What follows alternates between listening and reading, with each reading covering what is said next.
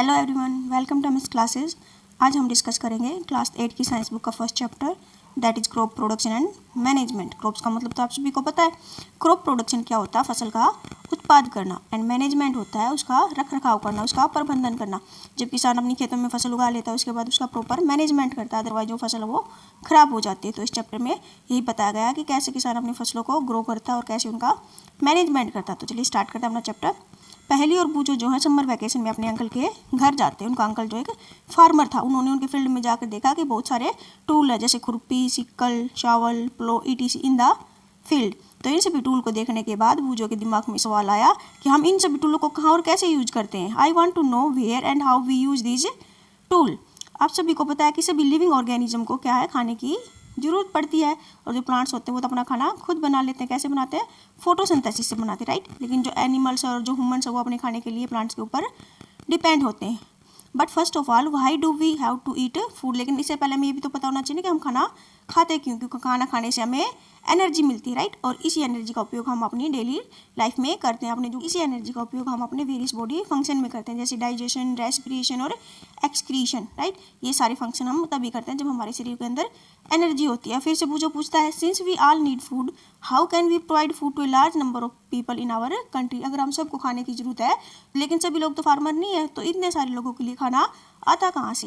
पहली बताती है, food has to be produce on a large scale. Food को हमें एक बड़े स्केल के ऊपर प्रोड्यूस करना पड़ता है। In order to provide food for a large population regular production proper management and distribution is a necessary. इसके लिए हमें क्या करना पड़ता है कि हमें जो फूड को एक लार्ज स्केल पर रेगुलर प्रोड्यूस करना पड़ता है, उसका मैनेजमेंट करना पड़ता है, और फिर हम उसको क्या कर देते हैं, डिस्ट्रीब्यूशन कर देते हैं, राइट। नेक्स्ट टॉपिक हमारा एग्रीकल्चर प्रैक्टिसेस। प्रैक्टिसेस का मतलब क्या होता है? Activity, right. जो हम खेती बाड़ी में, जो हम एग्रीकल्चर में एक्टिविटीज़ करते हैं उनको क्या करते हैं? एग्रीकल्चरल प्रैक्टिसेस बोलते हैं। 10,000 साल पहले लोग कैसे थे? नोमैडिक थे। नोमैडिक का मतलब होता है घुमंतु। वो अपने खाने के लिए और रहने की जगह के लिए घूमते रहते थे, राइट। और स्टार्टिंग में वो क्या खाते थे? रॉ फ्रूट्स एंड वेजिटेबल खाते थे, और बाद में उन्होंने हंटिंग करनी स्टार्ट कर दी और धीरे धीरे उन्होंने कल्टीवेशन स्टार्ट कर दिया। और स्टार्टिंग में उन्होंने क्या प्रोड्यूस किया था? राइस। इसी तरह से जो है वो एग्रीकल्चर की स्टार्टिंग हुई थी, right. When plants of the same kind are cultivated at one place on a large scale it is called a crop. हम ऐसा नहीं कह सकते कि कहीं पर अगर कोई प्लांट्स ग्रो कर गया तो हम उसको क्रॉप नहीं बोल सकते। क्रॉप्स क्या होती है? हम एक ही तरह के प्लांट्स को कल्टीवेट करते हैं एक लार्ज स्केल के ऊपर, उसको क्या कहते हैं? क्रॉप्स कहते हैं। जैसे अगर आप वीट की क्रॉप्स ग्रो कर रहे हो, राइट, तो सभी प्लांट्स किसके होते हैं? वीट के होते हैं। You already know that crops are of different type like cereal, vegetable and fruits. जो क्रॉप्स होती है वो अलग अलग तरह की होती है, जैसे सीरियल, पल्सेस, वीट, वेजिटेबल और फ्रूट्स। और इनको हमने क्या किया है? सीजन के अकॉर्डिंग दो पार्ट में डिवाइड किया गया है। इंडिया जो वास्ट कंट्री, इंडिया बहुत बड़ी कंट्री है, राइट। इसके अंदर कई तरह का क्लाइमेट मिलता है। कहीं पर टेम्परेचर ज़्यादा होता है, कहीं पर ह्यूमिडिटी होती है, नमी, कहीं पर नमी ज़्यादा होती है, और कहीं पर रेनफॉल कम और ज़्यादा होती है। इस तरह से जो इंडिया के अंदर एक वाइड वैरायटी मिलती है, राइट। और इसी अकॉर्डिंग जो इंडिया के अंदर क्रॉप्स को टू पार्ट में डिवाइड किया गया है। Despite this diversity two broad cropping pattern can be identify. तो ब्रॉड क्रॉपिंग पैटर्न को आइडेंटिफाई किया गया। First one is kharif crops and second one is rabi crops. Kharif crop क्या होती है? ये वो क्रॉप्स होती है जिनको हम रेनी सीजन के अंदर ग्रो करते हैं, राइट। और रेनी सीजन इंडिया में कब होता है? जून टू सितंबर। इसके कौन कौन से एग्जाम्पल है? पैडी, मेज, सोयाबीन, ग्राउंडनट, कॉटन और खरीफ से क्रॉप्स। ये सभी खरीफ के क्रॉप्स। आपको इनके एग्जाम्पल याद करने हैं क्योंकि एग्जाम में पूछा जाता है what is the difference between kharif crops and rabi crops. Next है रबी क्रॉप्स क्या होती हैं? ये वो क्रॉप्स होती है जिनको हम विंटर सीजन के अंदर ग्रो करते हैं, राइट। और विंटर सीजन इंडिया में कब होता है? अक्टूबर टू मार्च होता है। इसके एग्जाम्पल क्या क्या है? व्हीट, ग्राम्स, पी, मस्टर्ड और लिनसीड। लिनसीड क्या होता है? लिनसीड को हम फ्लैक्स सीड भी बोलते हैं। इसके अलावा जो है पल्सेस वेजिटेबल भी ग्रो की जाती है समर सीजन में। आप इनको याद कैसे रखोगे? इनको याद करने के लिए एक ट्रिक होती है। आप याद रखोगे KR। के stand for kharif, R stand for rainy. जो खरीफ की क्रॉप्स रेनी सीजन के अंदर ग्रो की जाती है और रबी की क्रॉप्स विंटर सीजन के अंदर ग्रो की जाती है। R stand for rabi, W stand for winter season, right. Next है basic practices of crop production. Basic का मतलब क्या होता है? बेसिक का मतलब होता है जरूरी। प्रैक्टिसेस का मतलब होता है एक्टिविटी, जरूरी एक्टिविटी जो हम क्रॉप प्रोडक्शन में करते हैं, जिनके बगैर हमारा काम नहीं चल सकता, फार्मर अपना काम नहीं कर पाते, उनको क्या बोलते हैं? Basic practices of crop production. अब फिर से जो पूछता है कि जो पैडी होता है उसको हम विंटर सीजन के अंदर क्यों नहीं ग्रो करते, उनको हम रेनी सीजन के अंदर क्यों लगाते हैं? पहली बताती है, paddy require a lot of water therefore it is grown only in the rainy season. क्योंकि जो पैडी होता है उसको बहुत ज़्यादा पानी की रिक्वायरमेंट होती है, इसलिए उसको हम रेनी सीजन के अंदर ग्रो करते हैं।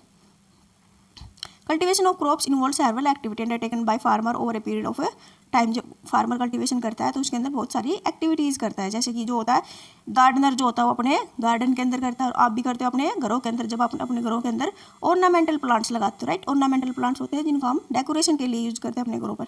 तो जो एक फार्मर करता है, गार्डनर करता है, या आप अपने घरों पर एक्टिविटीज़ करते हो, राइट। दीज एक्टिविटी और task are referred to as agriculture practices. इन सभी एक्टिविटीज़ को क्या कहते हैं? एग्रीकल्चर प्रैक्टिसेस बोलते हैं, राइट।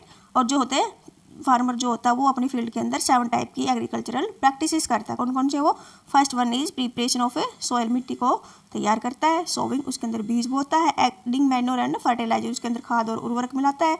इरीगेशन का मतलब होता है सिंचाई करना। प्रोटेक्शन फ्रॉम वीड्स, जो अनवांटेड प्लांट्स से अपनी क्रॉप्स को बचाता है। हार्वेस्टिंग का मतलब होता है कटाई करना। एंड स्टोरेज का मतलब होता है इकट्ठा करना, उसको स्टोर करना।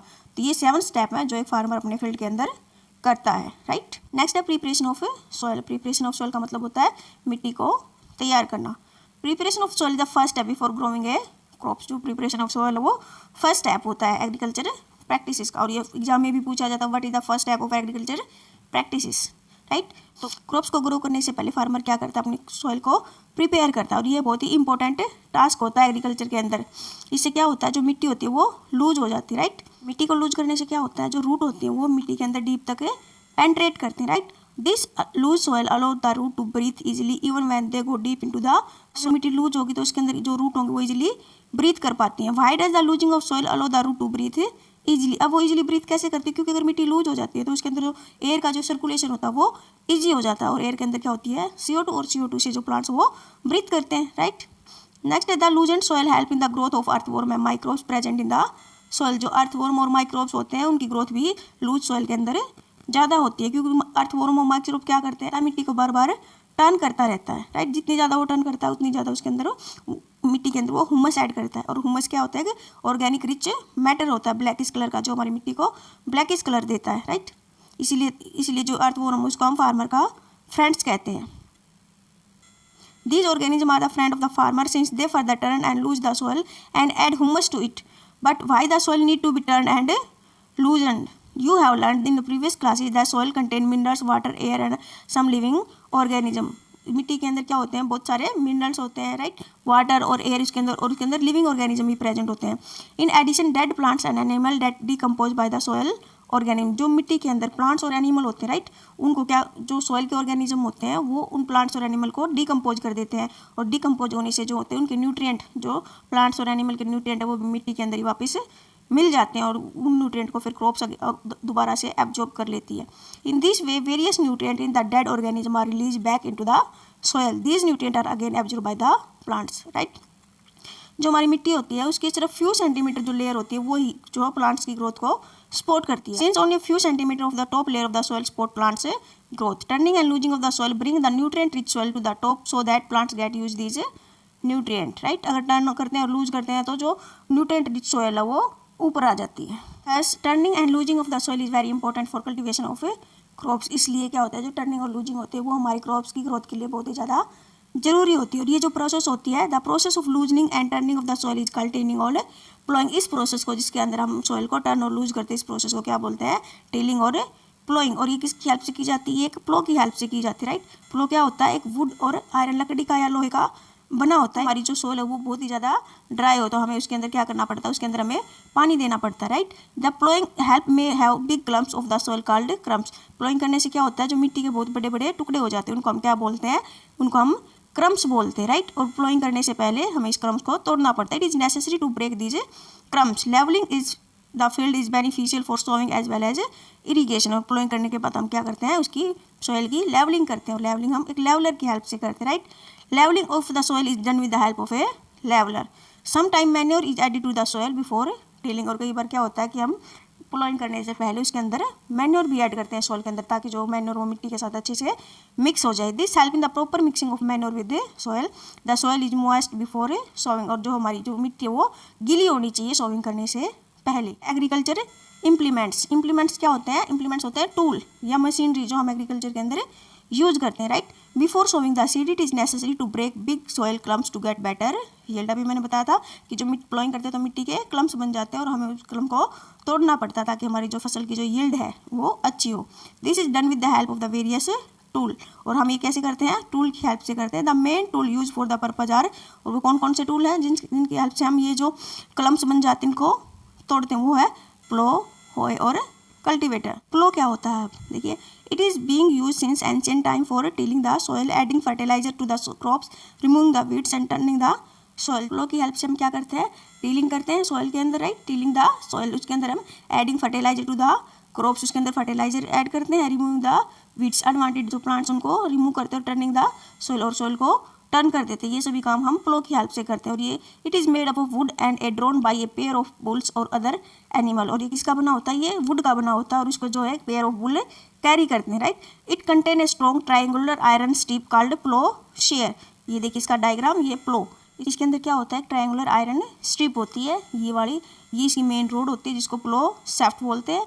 इसके एक हाइट पर जो इसकी बीम होती है जिसको हम बुल की नेक के ऊपर रखते हैं, राइट, और यहाँ से इसको फार्मर पकड़ता है, यहाँ से ये इसका हैंडल होता है। ये था प्लो का diagram. There is a handle at one end of the shaft, the other end is attached to the beam which is placed on the bull. Next, one pair of bull and a man can easily operate the प्लो। इसको सिर्फ एक आदमी ही चला सकता है और एक one pair of bull की जरूरत होती है। अब क्या है, जो पहले हम वुड के प्लो यूज करते थे, लेकिन आजकल हम आयरन के प्लो यूज करते हैं, राइट। होय, होय क्या होता है, it is a simple tool which is use for removing weeds and for losing the soil. इसके हेल्प से जो हम वीड्स को रिमूव करते हैं और सॉइल को लूज करते हैं। It has a long road of would और आयरन, ये भी या तो लकड़ी का बना होता है या लोहे का बना होता है। A strong broad and bent plate of the iron is fix to one of its end. इसके अंदर क्या होती है, एक बेंट प्लेट होती है, देखिए इसका डायग्राम, ये है इसकी बेंट प्लेट जो क्या करती है, वीड्स को रिमूव कर देती है, राइट। ये इसकी जो होती है मेन रोड होती है, ये वाली इसकी मेन रोड, और ये बीम होती है, इसको भी हम बुल की नेक के ऊपर रखते हैं। ये इसका हैंडल होता है और यहाँ से ऊपर से किसान इसको पकड़ता है, राइट। ये है होय का डायग्राम। इसे भी हम मिट्टी को लूज करते हैं और जो अनवांटेड प्लांट्स उसको रिमूव करते हैं। नेक्स्ट है कल्टीवेटर। कल्टीवेटर क्या होते हैं, आजकल जो है कल्टीवेटर का यूज किया जाता है। होय और जो प्लो थे वो एंशिएंट टाइम में यूज किए जाते थे। Now a day ploughing is done by the tractor driver cultivator. और जो कल्टीवेटर होता है इसको ट्रैक्टर के साथ अटैच किया जाता है। The use of cultivator save labour and time बच जाता है। एक हमारे जो मेहनत होती है वो भी कम लगती है, कुछ ही टाइम में बहुत ज़्यादा फील्ड को प्लो कर देता है। तो ये हमारे एग्रीकल्चर टूल थे जिनको हम एग्रीकल्चर में यूज करते हैं। First one is plough, second one is hoe and third one is cultivator.